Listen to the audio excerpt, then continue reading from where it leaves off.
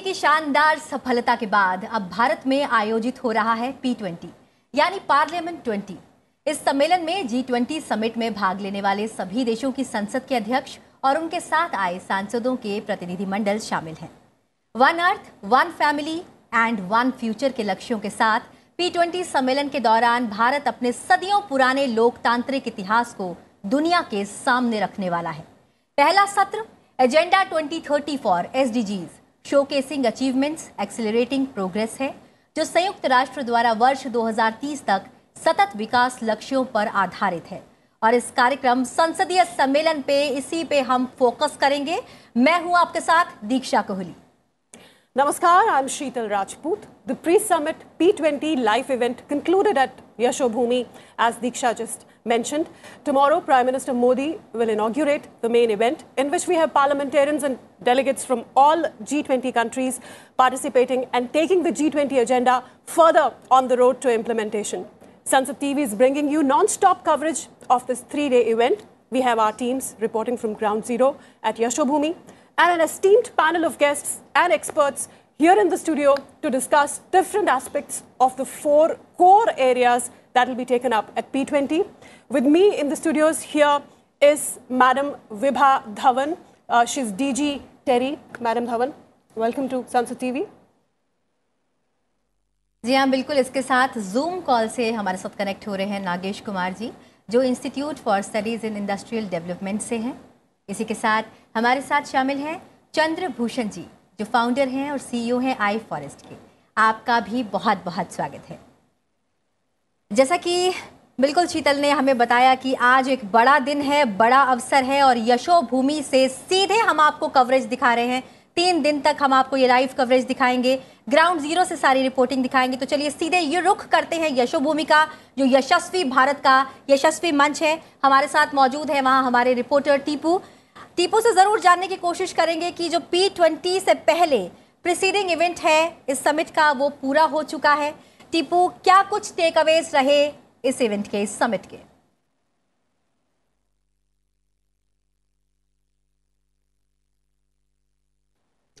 देखिए दीक्षा, नई विश्व व्यवस्था में जिस तरह से दुनिया भारत की ओर उम्मीद भरी निगाहों से देख रही है, उसके लिहाज से जिस तरह से G20 का सफल आयोजन देश ने किया, उसके बाद में पार्लियामेंट 20 यानी P20 की आज शुरुआत हो गई है। और जिस तरीके से दुनिया के 20 से ज़्यादा जो देश हैं, देश की राजधानी नई दिल्ली पे वो आए और जो उत्साह देखने को मिला वो लाजवाब था। उसकी कोई मिसाल देखने को नहीं मिली। हमने देखा कि सवेरे से जो उत्साह था उनको लेकर के कि जो यहाँ पर उनकी मेज़बानी हुई, जो सैकड़ों एकड़ की ज़मीन पर बना ये यशोभूमि विहंगम दृश्य, नए भारत की तस्वीर और बिल्कुल नए गौरव गाथा भारत की जो आप कह सकते हैं, उससे उन मेहमानों को रूबरू कराया गया। दीक्षा, सही मायने में वो बिल्कुल प्रफुल्लित थे। और आज की जो थीम थी एक तरीके से लाइफ यानी लाइफ स्टाइल फॉर एनवायरनमेंट, उस पर चर्चा की गई कि किस तरीके से पर्यावरण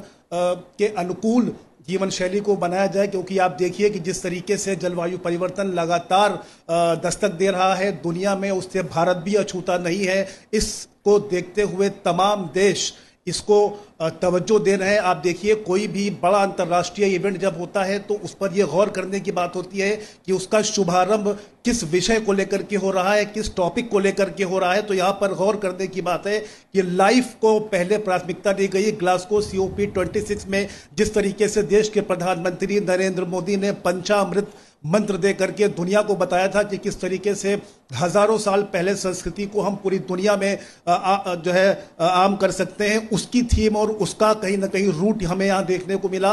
और सही मायने में अक्टूबर 2022 में दीक्षा, देश के प्रधानमंत्री नरेंद्र मोदी ने UN महासचिव के साथ में जिस तरह से केवड़िया में लाइफ की शुरुआत की थी, तो सही मायने में एक बेहतर शुरुआत हुई है। माना जा रहा है कि कल अलग अलग जो 4 विषय हैं उस पर भी चर्चा की जाएगी आने वाले 2 दिनों में। और देश के प्रधानमंत्री नरेंद्र मोदी इसका उद्घाटन कल करेंगे। तो कहीं ना कहीं एक बेहतर उत्साह देखने को मिला है जो डेलीगेशन था उनमें, और उनमें जो आने वाले जो 2 दिन हैं उसमें भी ये माना जा रहा है कि तमाम जो चीज़ें हैं वो बेहतर तरीके से ज्वाइंट स्टेटमेंट की शक्ल में आएंगी और जिसका जो संदेश है दीक्षा वो पूरी दुनिया में जाएगा। बिल्कुल, बहुत बहुत शुक्रिया टीपू, इस तमाम जानकारी के लिए। आप बने रहिए और जानकारी के साथ आपके पास एक बार फिर आएंगे। बहरहाल स्टूडियो में हमारे साथ मैडम विभा मौजूद हैं और लाइफ की हमने बात की, लाइफस्टाइल फॉर एनवायरनमेंट।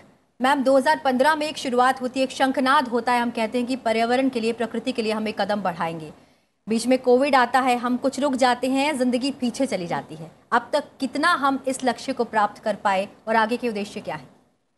देखिए, कोविड एक तरह से बहुत बड़ी डिसरप्शन बीच में आ गई थी और उसके मारे जो हमारे विकास की गति है जी, वो ना कि रुक गई, कुछ हद तक पीछे भी चली गई, क्योंकि बहुत सारे लोगों को उससे बहुत नुकसान हुआ। जब हम जलवायु या लाइफ की बात करते हैं, it is lifestyle for environment. क्या बहुत साल पहले महात्मा गांधी जी ने कहा था कि अगर हम वेस्ट को स्टाइल में जीना चाहेंगे तो हमें एक धरती पूरी नहीं पड़ेगी, भारत को। तो लेकिन कहीं पे हम लोग ये सोचने लग गए कि जैसे वहाँ जो कुछ हो रहा है वो सब हमारे लिए अच्छा है, तो हम लोग भी कुछ गलत रास्ते पे एक तरह चले गए, जिसको मैं कहती हूँ कंज्यूमरिस्टिक सोसाइटी।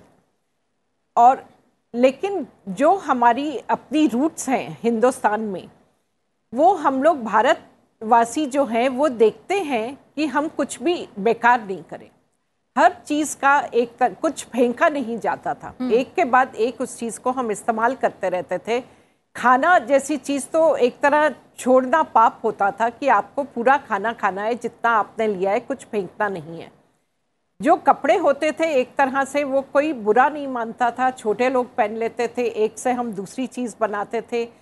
डस्टर जब सफाई करने का कपड़ा कभी एक खरीदा ही नहीं जाता था। इलेक्ट्रिसिटी, आपकी बल्ब तब जलेगा जब आपको ज़रूरत है, ना कि आप पूरे घर में रोशनी करके। एयर कंडीशनर्स बहुत देर से आए, 1 या 2 कमरों में होते थे, धीरे धीरे हम चले गए सेंट्रल एयर कंडीशनिंग। हमें हीटिंग भी चाहिए। जब बाहर का टेम्परेचर 26 डिग्री है तब भी हमको 18 डिग्री का कमरा करके बैठना है, ब्लैंकेट लेके बच्चे सोएंगे 18 डिग्री टेम्परेचर करके। तो हम गलत दिशा में चलना शुरू हो गए थे कि बाहर के देशों में ऐसा होता है। लेकिन हमने ये भी देखा कि हम विकसित देशों को ब्लेम करते रहते हैं कि बिकॉज ऑफ इंडस्ट्रियलाइजेशन जलवायु परिवर्तन हो रहा है। जी, अब हम ये कह रहे हैं जलवायु परिवर्तन हो रहा है, इंडस्ट्रियलाइजेशन के बेनिफिट हमें भी मिले हैं, लेकिन जलवायु परिवर्तन हम लोग को ज़्यादा इम्पेक्ट करने वाला है, हमारे देश को ज़्यादा इम्पेक्ट करने वाला है। और हमारे देश में बहुत सारे लोग गरीब भी हैं, और उनको अगर एक बार फ्लड आ जाता है या सूखा पड़ जाता है तो वो लोग तो 2-3 जनरेशन पीछे चले जाते हैं, वो तो अपना सब कुछ खो देते हैं। अभी आप सिक्किम के फ्लड्स में देखो क्या हुआ। तो ये देखते हुए हमारे लिए एक्ट करना और देशों से भी ज़्यादा ज़रूरी है। दूसरी चीज़ ये है कि भारत, हम लोग एक तरह दुनिया को रास्ता दिखाना चाहते हैं, क्योंकि यहाँ कॉन्शियसनेस है जो हर लेवल पे है। पॉलिटिकल कॉन्शियसनेस देखें तो प्रधानमंत्री जी ने हर फोरम पे वेदर ये लाइफ है या हम कितना प्रतिशत रिन्यूएबल से मीट करने वाले हैं, बहुत सारे प्रण उन्होंने ऐसे लिए हैं जो हम कहते हैं बहुत बोल्ड स्टेप्स हैं। राइट। अगर हम अपनी इंडस्ट्री को देखते हैं, वो भी उस डायरेक्शन में जाना चाहती है। तो इसको कुछ लोगों का आंदोलन की जगह इसको जन आंदोलन बनाने के लिए लाइफ है कि हर कोई, हर सिटीजन एक तरह क्लाइमेट चेंज की तरफ कंट्रीब्यूट भी करता है और इम्पेक्ट भी होता है। तो उनका कंट्रीब्यूशन कम से कम हो, वो ध्यान रखें, ये करने के लिए जन आंदोलन शुरू किया गया है। Ma'am, you mentioned measures on life, a lifestyle for environment that India has taken, and the world can learn from India. One hears of terms like green credit mechanism, right to repair. Would you educate us and our viewers a bit about these? See, as I mentioned to you, when we talk of life, it is that first step is realization that I'm also contributing to climate change. And the second is that I can also reverse it. Now, many years back, we started with plant a tree. Now, that also was a movement, and we have actually increased the tree cover in the country. Now, what are trees doing? They are actually absorbing carbon dioxide. Now, what we want to do is that the person who is taking all this trouble of planting a tree or following better practices, which is at every step, and I'll put it even a rural kitchen, that if they are going for improved cook stoves, if they are following better methods of irrigating their crops, they are using lesser energy, you have to give them credits, and that is what is the whole scheme of carbon credits. Otherwise, I'll say, why should I change? And if there is something for me, I will be more open to the change, although otherwise also I should change, but there is an incentive. And that is what we are talking about, green credit scheme. And what we are also doing is, because it's not possible for one farmer or few farmers to go and ask for these credits, so therefore we are trying to bring them together and ensure that they get compensated for their efforts towards greening. And same holds true for small and medium enterprises and large industries. So somewhere it is voluntary and somewhere it is mandatory, which is going to come in force. And we are gradually moving in this direction of greening. The other thing I would like to mention over here, that there is a misconception that greener is expensive. That's not the case. So it's more of a mindset. And if we change that, and let's also look into, and I'll give you one example, and that's of solar rooftops. Maybe the payback period is 5 to 7 years, but then the problem, or really speaking, like the question which most people ask is, maybe I'm paying 7 years in advance, so why should I go for solar rooftop? But they don't realize that it is then for next 20 years, it's going to be free electricity for them. The long-term benefits. And consciousness, so green credits. So therefore, they are putting this effort, you burn less of coal to generate electricity, you are generating electricity for yourself. बिल्कुल Right. बिल्कुल सही बात कही ma'am आपने। हमारे साथ नागेश कुमार जी जुड़े हुए हैं। नागेश कुमार जी, अगर G20 की बात करें तो एक शानदार सफलता हासिल की हमने, सभी ने एक मत में, एक आवाज में हमारे साथ हाँ में हाँ मिलाई। लेकिन अब जब हम P20 को देखते हैं तो तमाम पार्लियामेंट्स के जितने अध्यक्ष हैं वो आज हमारे साथ एक आवाज में बात करने को तैयार हैं। यहाँ से जब ये लोग जाएंगे तो अलग अलग संसदों में इन मुद्दों पर विचार उठेगा, इन मुद्दों पर बात होगी और मुझे लगता है एक समाधान भी निकलेगा। कितना महत्वपूर्ण समझते हैं आप P20 को G20 के लिहाज से, क्योंकि G20 में एक आवाज में हम सब एक साथ आगे आए थे?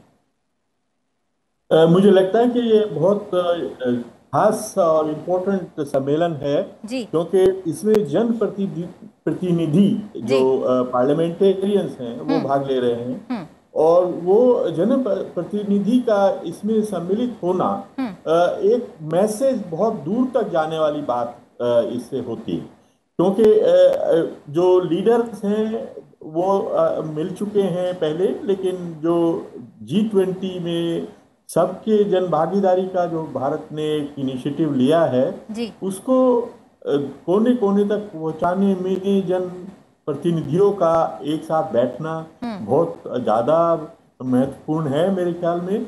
और दूसरी चीज़ ये कि भारत के जो शोकेसिंग यहाँ पर हुई है कि हमने जो डिजिटल पब्लिक इंफ्रास्ट्रक्चर और स्वच्छ भारत और ये फाइनेंशियल इंक्लूजन जैसे जनधन अकाउंट के थ्रू किया है, वो सब लोगों तक पहुँचे और जनप्रतिनिधि उसे यहाँ पे महसूस करें और आगे लेके जाएं अपने देशों में, तो उसका बड़ा आगे जाके बहुत कैटालिटिक रोल होगा। क्योंकि जो अभी पीछे सम्मेलन हुआ था G20 वाला, उसमें जो डिक्लेरेशन में ये सारी चीजें आई हैं कि भारत ने एक वन फ्यूचर अलायंस बनाई जिससे हम लोग जो अपना डिजिटल पब्लिक इंफ्रास्ट्रक्चर का जो हमारा महत्वपूर्ण जो हमारा लर्निंग है, जो डेवलपमेंट एक्सपीरियंस है, उसको हम शेयर करने के लिए तैयार हैं दूसरे देशों तक। लेकिन जनप्रतिनिधि भारत में आए, इस सम्मेलन में वो भाग लें और अपनी आंखों से सब देखें कि कैसे हम लोग डिजिटल पेमेंट्स कर रहे हैं, कैसे हमने स्वच्छता अभियान चलाया, कैसे हमने जनधन के माध्यम से हर व्यक्ति को बैंकिंग सिस्टम से जोड़ा। तो ये सब चीज़ें आगे जाएंगी, तो उससे मुझे लगता है कि भारत की सॉफ्ट पावर और जो एसडीजी अचीवमेंट ग्लोबली उसके तरफ बहुत बड़ा कदम बढ़ेगा। Absolutely. Talking of SDGs, Madam Dhawan, coming back to you again, meeting and accelerating SDGs has long been a major challenge throughout the world.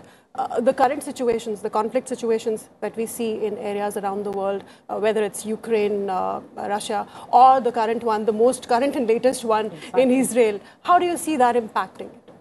The SDGs, we were hoping to meet the targets by 2030.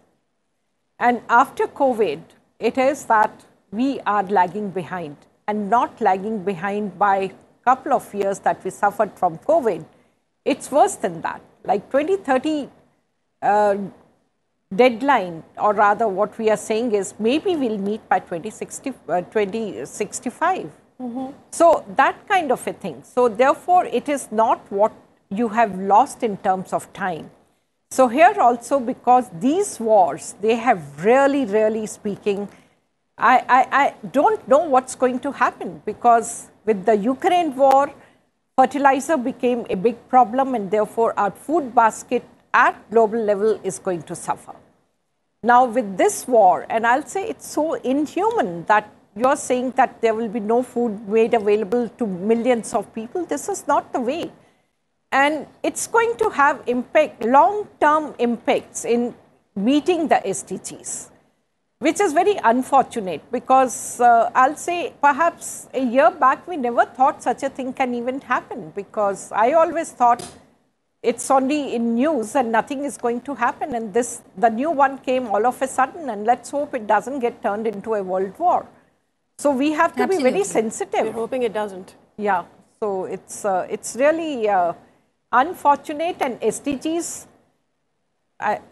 we are going to lag behind meeting our targets. And if we really speaking, I personally feel if we don't meet our SDG goals, the world is going to be even worse than what it is today, because we really have to bring equality, and SDG is aiming towards meeting the basic necessities of human beings. And that is where we face the strongest challenge. Exactly. So if that remains, or that becomes even worse than what it is today, we cannot expect peace on this planet either.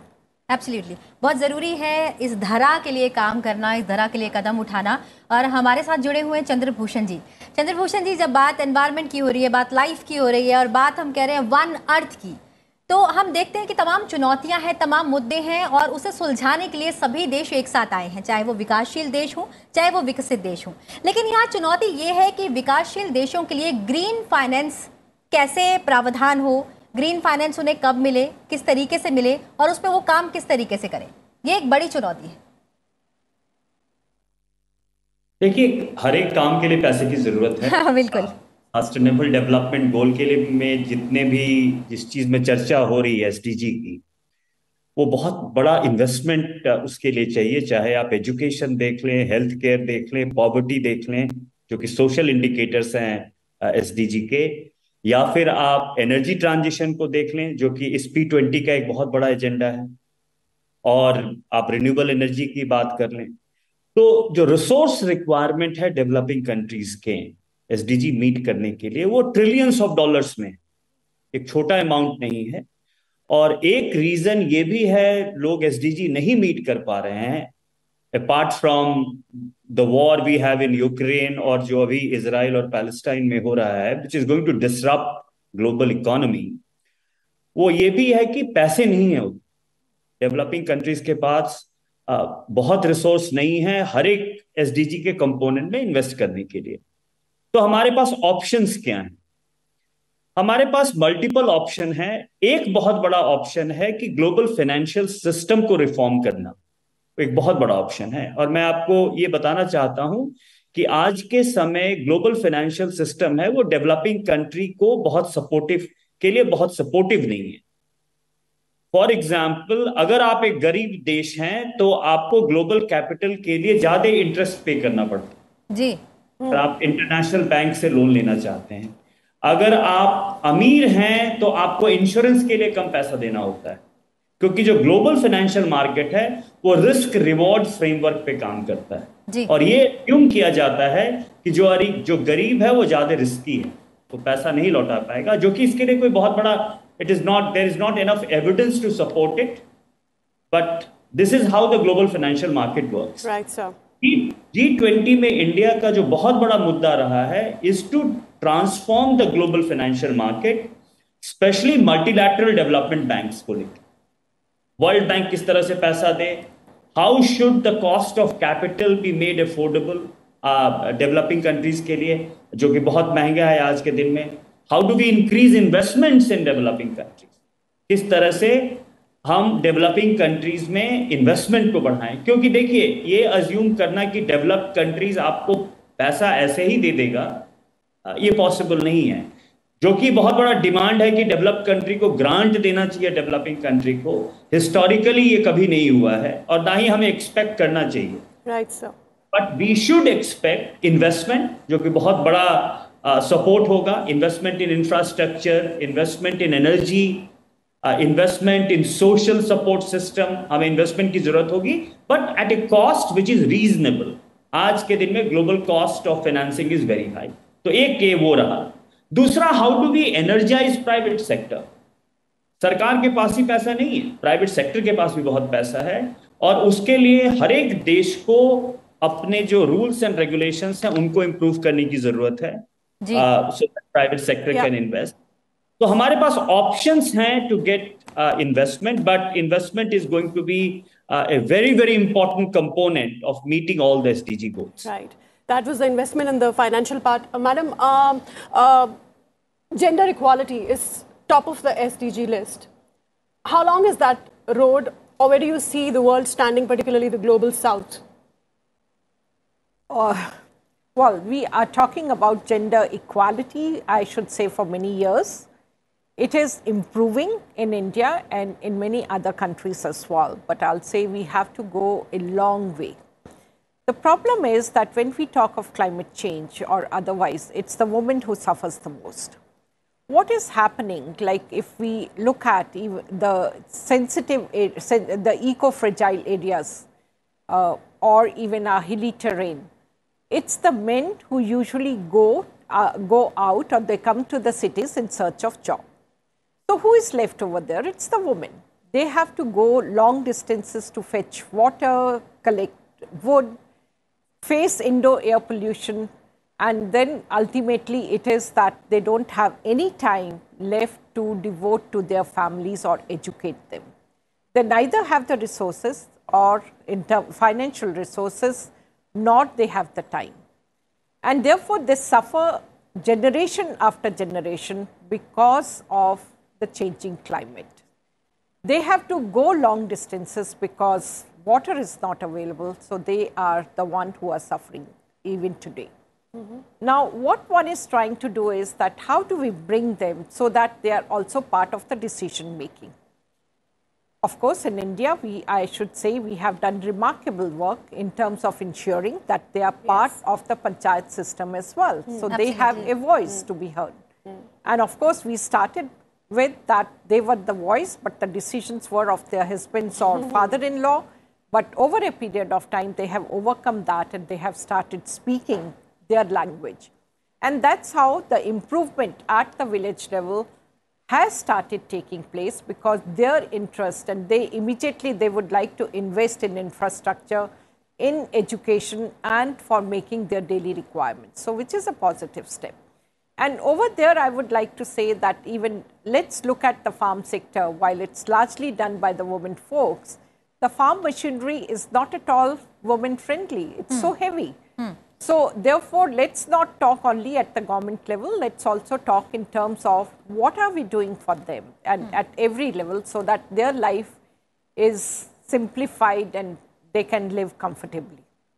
Education is going to play a very important role. Ma'am आपने बिल्कुल सही कहा, education एक बहुत अच्छा role अदा करेगा, लेकिन हम ये नहीं नकार सकते कि महिलाओं के लिए काम नहीं किया गया, क्योंकि हाल ही में अगर हम देखें तो एक बहुत बड़ा फैसला आधी रात को पार्लियामेंट से लिया जाता है, जहां हम 33% आरक्षण देते हैं, जहां हम महिलाओं की आवाज़ को उठाते हैं। जब G20 की बात करते हैं तो हम कहते हैं कि एक अहम मुद्दा रहा विमेन लेड डेवलपमेंट। ऐसे में जब हम P20 की बात करते हैं, हमारे सामने महिला मेहमान है, तो हम ये जानना चाहते हैं कि महिलाओं की जो आवाज़ है वो P20 के माध्यम से कितनी दुनिया तक उठाई जाएगी। देखिए, अभी बहुत हद तक क्यों, और मुझे बहुत खुशी होती है कि जिस फोरम में भी मैं जाती हूँ कि वहाँ पे बहुत सारी महिलाएं लीड कर रही हैं, ऑर्गेनाइजेशन को लीड कर रही हैं। और आप ये भी देखेंगे कि वो सारी और ज़्यादातर वो ऑर्गेनाइजेशंस अच्छा कर रही हैं, ज़्यादा अच्छा कर रही हैं, बराबर से भी ज़्यादा अच्छा कर रही है मेन लेड ऑर्गेनाइजेशंस के मुकाबले। उनको अभी तक हमने मौका नहीं दिया था। और मौका देने की बात में मैं एक चीज़ और कहूँगी, कहीं पे शायद हम लोग भी रिस्पॉन्सिबल हैं। बिल्कुल, हम लोग ये सोचते हैं ज़्यादातर महिलाएं कि घर उनकी रिस्पॉन्सिबिलिटी है। तो क्या होता है कि वो कैरियर, और आप हमारे हर देश में देखेंगे कि एजुकेशन लेवल तक, स्कूल, कॉलेज, यूनिवर्सिटी एजुकेशन तक उनका नंबर ज़्यादा ही है, कम नहीं है लड़कों से। उसके बाद जब वो जॉब करनी शुरू करती हैं, उसी टाइम पे उनकी शादी होती है, उनके बच्चे होते हैं, और वो कहीं पे ये सोचने लग जाती हैं कि मेरे को घर शाम को 4 बजे 5 बजे पहुंच जाना है, क्योंकि घर भी मेरी रिस्पॉन्सिबिलिटी है। चाहे उनको कोई कुछ नहीं कह रहा हो, तो वहाँ पे मैं ये कह रही हूँ कि वो भी शायद गलत हैं। तो उनको ये देखना है कि हम भी सब कुछ कर सकते हैं। ये विश्वास अब धीरे धीरे हम लोग भी अपने घर में भी देना चाह रहे हैं, वो लोगों में भी आ रहा है। तो ये ट्रांजिशन बहुत जल्दी से हो रहा है। तो ये सिर्फ लड़कियां नहीं है, हमको लड़कों को भी कहना है कि तुमको भी घर उतना ही देखना है जितना तुम अपनी वाइफ से एक्सपेक्ट करोगे। generations, they shoulder the onus, the responsibility. Exactly. So the world, the society is changing very fast. So, and it has already, I should say, in most of the urban areas, we have crossed that hurdle, but in rural India, we still have to move many steps. बिल्कुल, many steps. इसी के साथ अब मैं सवाल करना चाहूँगी चंद्रभूषण जी आपसे, क्योंकि हम ये कह रहे हैं चुनौतियाँ बड़ी हैं, साथ मिलकर काम करना है। लेकिन जब हम देखें पिछले 2 साल इस क्लाइमेट चेंज को, इस पूरी धरा को, तो बहुत से बदलाव हमने देखे। कहीं पर बहुत ज़्यादा गर्मी, बहुत ज़्यादा तापमान, कहीं फ्लड्स, यानी टोटल क्लाइमेट चेंज है। ऐसे में मिटिगेशन और एडेप्टेबिलिटी के लिए हम क्या कर सकते हैं?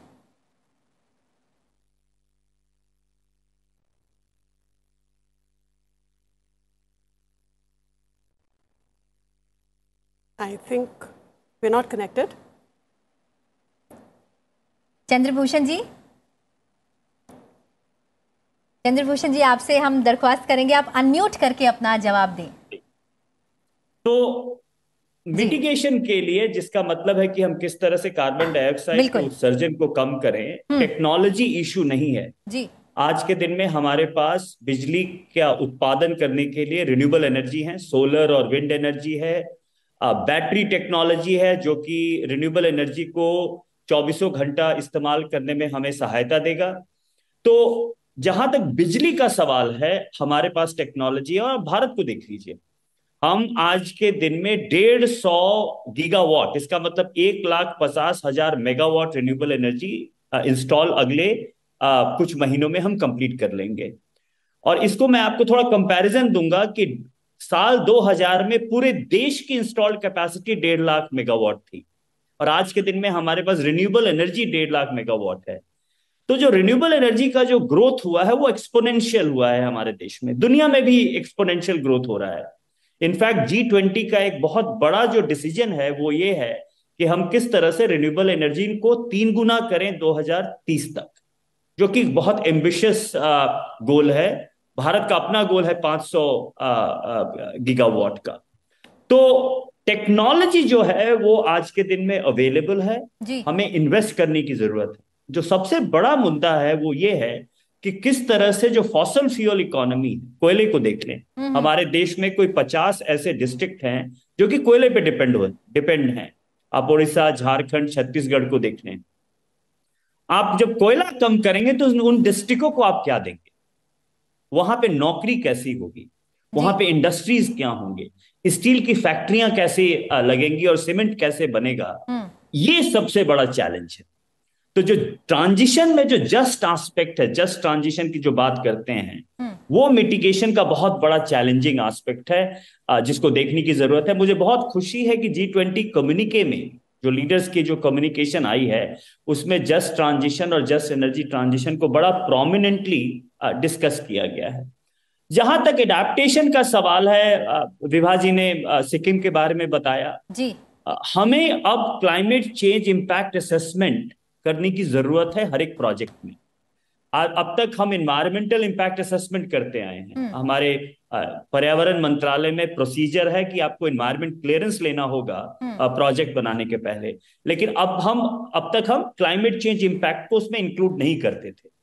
लेकिन सिक्किम जैसे जो जहां पे कि पूरा डैम बह गया है ग्लेशियर लेक आउटबर्स्ट के कारण, तो एक बहुत इंपॉर्टेंट है कि हम अब क्लाइमेट चेंज इंपैक्ट अपने बड़े डेवलपमेंट प्रोजेक्ट में असेस करना शुरू करें। वो एक बहुत बड़ा एडेप्टेशन मेजर होगा। उसके अलावा हमें एग्रीकल्चर सेक्टर में एडेप्टेशन की जरूरत है, क्योंकि मॉनसून तो वैरी कर रहा है, टेम्परेचर भी वैरी कर रहा है। तो हर एक मायने में क्लाइमेट चेंज अब हमारे सामने है। अब क्लाइमेट चेंज के इंपैक्ट को देख रहे हैं, उसको सह रहे हैं लोग। क्लाइमेट चेंज के इंपैक्ट के कारण लोगों की मृत्यु हो रही है। तो इन सभी चीजों को देख के एक बहुत बड़ा मुद्दा है। बट आज के दिन में मैं ये कह सकता हूं कि आप G20 कम्युनिके को एक तरह से एनवायरमेंट कम्युनिके भी कह सकते हैं, क्योंकि जितने भी पैराग्राफ हैं उसमें सबसे ज्यादा जो फोकस दिया गया है वो एनवायरमेंट को दिया गया है, क्लाइमेट चेंज को दिया गया है, मिशन लाइफ को दिया गया है। तो एक बहुत ग्रीन G20 रहा है भारत की presidency. That being the most pressing situation that the world is faced with. Sheetal, because our life is because of life. We have to solely depend on environment. If we have good environment, good nature, we have our own life. चलिए सीधे रुक करते हैं यशो भूमि का, जहाँ पर मौजूद है हमारे साथ हमारे संवाददाता सुरेंद्र कुमार। सुरेंद्र, अगर देखें तो लाइफ मिशन पहला प्री समिट, किस तरह की हलचल यशो भूमि में?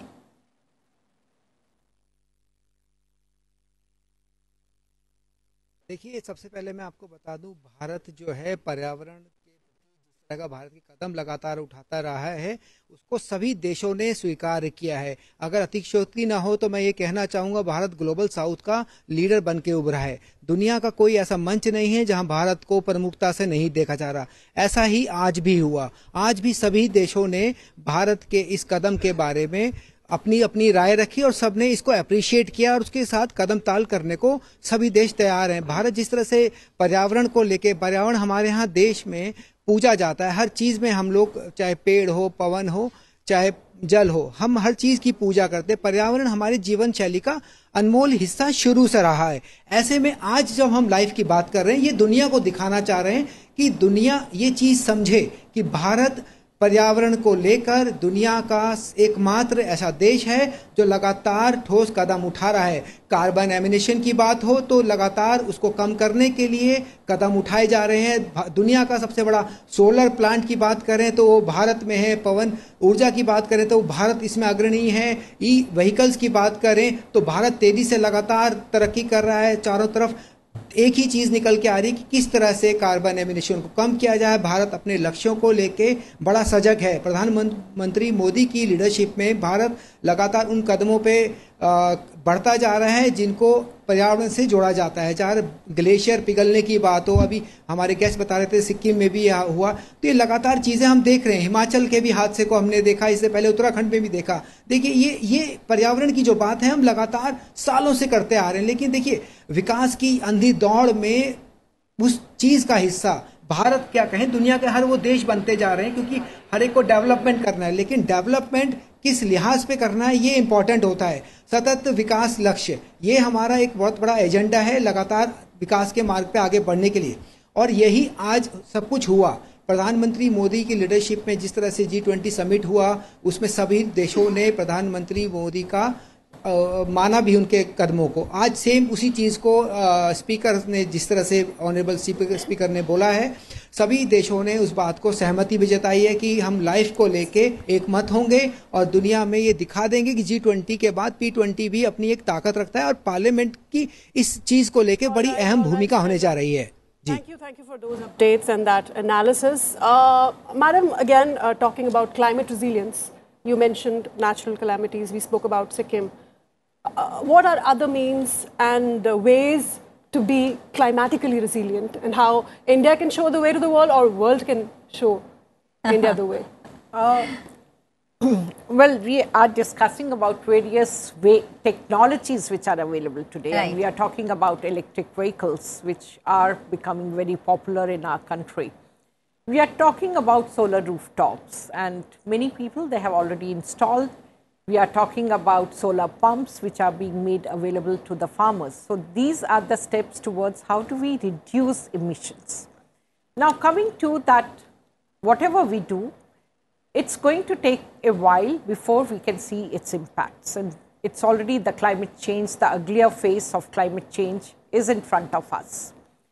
So what we need to do is, it's not one solution, it is solution at every level. And I'll talk about, like, if we are talking, the worst affected sector due to the changing climate is going to be agriculture. So therefore, we have to relook at the varieties which are available with us.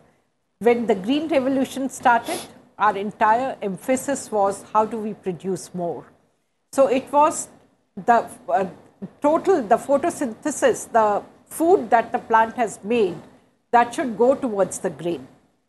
What we need to do today is that productivity is important, but more important is, will that variety able to survive during, if there are too many hot days or cold days, or there is more of rain or less of rain. Or so unexpected rain. Yeah, so they are able to withstand the climatic extremes. So that is what we need to do there. The next step, which again I feel we are neglecting quite a bit, is the water use. What is, because agriculture is a sensitive subject, and rightly so, because we, on one hand, we want to make food available to masses at an affordable price, and on other hand, the farmer has to survive. So therefore, farmer typically goes for the crops which he is able to sell in the market, and he is able to recover cost. And that is why wheat, rice kind of crops are becoming more common, irrespective of whether the area is suitable and for growing that crop. Like the example is that of Punjab, the water table has gone down. So water use efficiency is something which we must take into consideration. I always say energy you can still generate, but fresh water you can't. Absolutely. And therefore, for survival, it is important that we look into every aspect. I'll come to the third part of it, and that is where it is very important for all ministries to work together.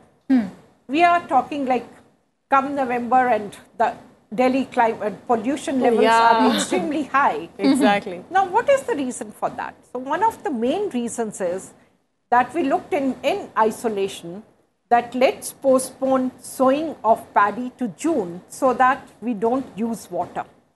Without thinking that what will happen, the crop still requires certain number of days in the field. If we have developed early maturing varieties, then yes, but continuing with the older varieties, now the problem becomes that you can harvest your rice starting from 15th of October, and it goes till early November, and the last date for sowing of wheat, the varieties which we are using today, is 15th of November. What will your farmer do? They have to prepare their field. Their farms are not mechanized. And therefore, the best way to prepare is burn it. The whatever is left over, burn it, their field will be ready in less than a week.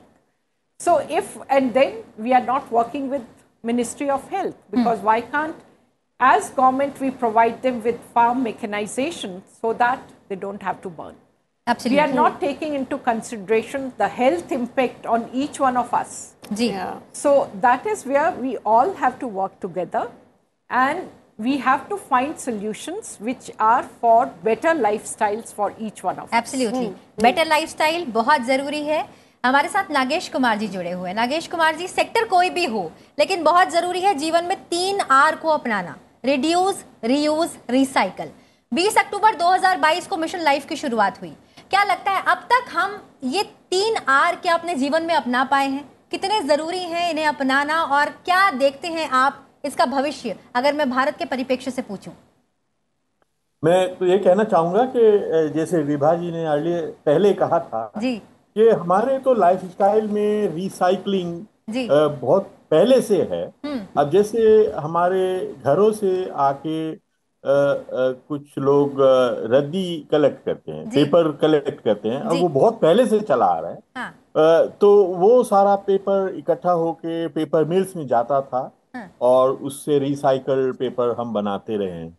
तो उसी तरह से बहुत सारे हमारी जो normal practices हैं उसमें रिसाइकलिंग का महत्वपूर्ण स्थान है।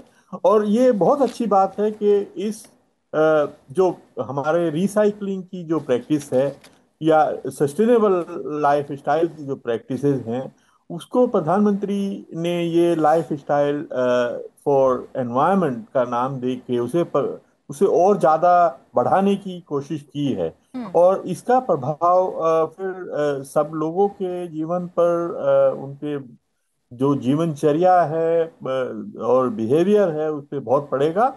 और यही नहीं कि भारत में इसका प्रभाव पड़ेगा, लेकिन जो G20 के द्वारा जो डिक्लेरेशन में इसको मेन स्ट्रीम किया गया है जी उससे बाकी सारे विश्व में इसका मुझे लगता है कि बहुत बड़ा इम्पैक्ट होगा। और उसका इम्पैक्ट होने से हमें क्लाइमेट चेंज को कंट्रोल करने में, मिटिगेट करने में मदद मिलेगी। जी। आपने बिल्कुल सही कहा कि बहुत ज़रूरी है कि हम लोग सब मिलकर काम करें। एक तरीके से जब हम वन अर्थ वन फैमिली की बात कहते हैं तो हम ये ज़रूर इस अवधारणा को नहीं भूल सकते जो भारत की अवधारणा है वसुधैव कुटुंबकम, जहाँ हम ये कहते हैं कि पूरी पृथ्वी हमारा परिवार है और हम सबको मिलकर एक साथ काम करना है। लेकिन एक सवाल मेरा यहाँ नागेश जी आपसे ये भी उठता है कि जब हम SDGs के पॉइंट ऑफ व्यू से बात करते हैं तो हम युवाओं को किस तरीके से इससे जोड़ सकते हैं, युवा किस तरीके से अपना रोल अदा कर सकते हैं SDGs में? नहीं, युवा तो जो हमारे भारत का जो भविष्य है जी वो युवाओं के साथ जुड़ा है। और हमारी 65% जो आबादी है वो युवाओं के द्वारा है।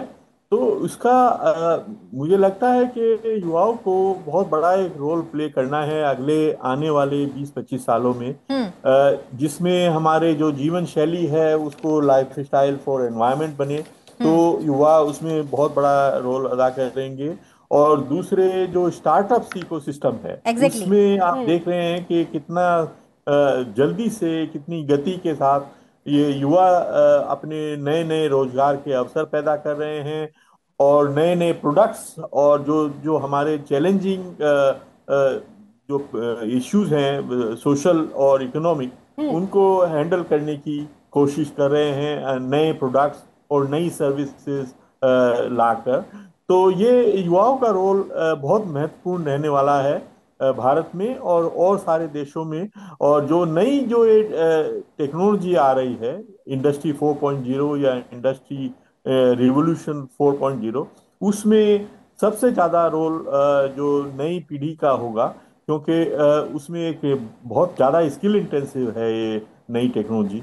और उसको उसको ट्रेन करने के लिए हमारे पास जो युवा हैं वो वर्क फोर्स का वर्ल्ड में हम इंडिया जो है सबसे बड़ा कंट्रीब्यूटर होने वाला है, क्योंकि कई सारे देशों में जो जनसंख्या का जो अनुपात है वो बदल रहा है, डेमोग्राफिक ट्रांजिशन हो रहा है एजिंग की तरफ, कि जो लोग युवा वर्ग है उसकी संख्या कम होती जा रही है और जो लोग वृद्ध अवस्था में चले गए हैं, एजिंग में चले गए हैं, उनका अनुपात बढ़ता जा रहा है।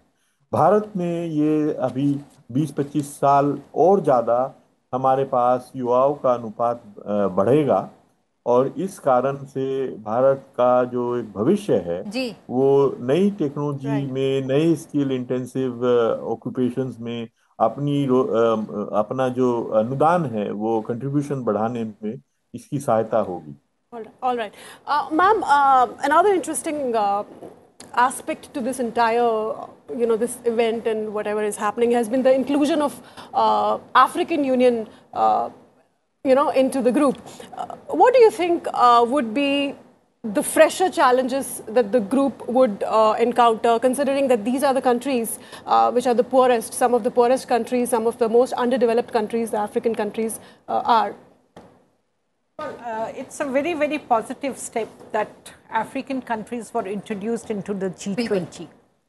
Very welcome step because, as I mentioned earlier, if we are looking for the global peace, we can not leave anyone behind. Mm-hmm. Africa is a place where there are lots and lots of challenges, and challenges which are the problems which one can solve. What we need to realize today, and I think COVID has taught us, one important thing is that we only have one planet to live. And whatever happens in one part of the world is definitely going to have impact on the other part. Now, having said that, what does this mean? And we are seeing already the conflicts in many parts of the world already. And also in many African countries. And including African countries. Now, the thing is, many years back, not many, I'll say a couple of decades back, it was that you will ask the other person how this country looks like. But today, the power of media is such that you exactly know what is happening where. If there is any software launched today, Apple phone is launched simultaneously in all the countries. With the result, the aspiration of youth is, why can't I have it? Mm-hmm. And unless and until we involve them, you cannot succeed.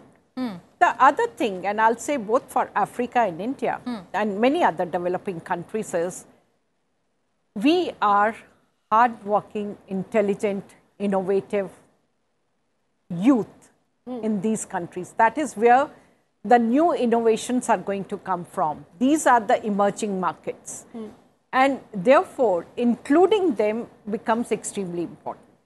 You do little work, the impact will be like this. And it is like, because see, there is hunger. They want to ensure that they are able to develop. And therefore, they will take it, they will innovate it, they'll take it to the next level. And I won't be surprised that these innovations will be far cheaper than innovations which were done in the past. We'll take a short break here. This broadcast continues after the break. Keep watching Sunset बिल्कुल TV. यहाँ से ma'am आपने बिल्कुल एक सही बात कही है कि जिस तरीके से सर ने भी कहा, नागेश सर ने भी कहा, चंद्रा सर ने भी कहा, आपने भी कहा कि एक तरीके से हम लोग एक आवाज़ बनकर उभरे हैं और एक बड़ी शक्ति बनकर उभरे हैं। जिस तरीके से G20 में भारत ने जो आवाज़ उठाई और पूरी दुनिया भारत के साथ आगे आई, निश्चित रूप से जिस तरीके से हम ग्लोबल साउथ की आवाज़ बने, ये हम नहीं कह सकते कि P20 से हम कुछ अलग नहीं करने वाले, हम कुछ बड़ा ज़रूर करेंगे, चाहे हम एनवायरनमेंट के लिए बड़ी आवाज़ उठाएं, चाहे हम प्रकृति के लिए दूत बनकर आगे आएँ, लेकिन हम दुनिया के लिए ज़रूर कुछ करेंगे और भारत एक मिसाल कायम करेगा। बहरहाल इस खास कार्यक्रम में वक्त हो चला एक छोटे से ब्रेक का। बन रहिए सनसेट TV के साथ।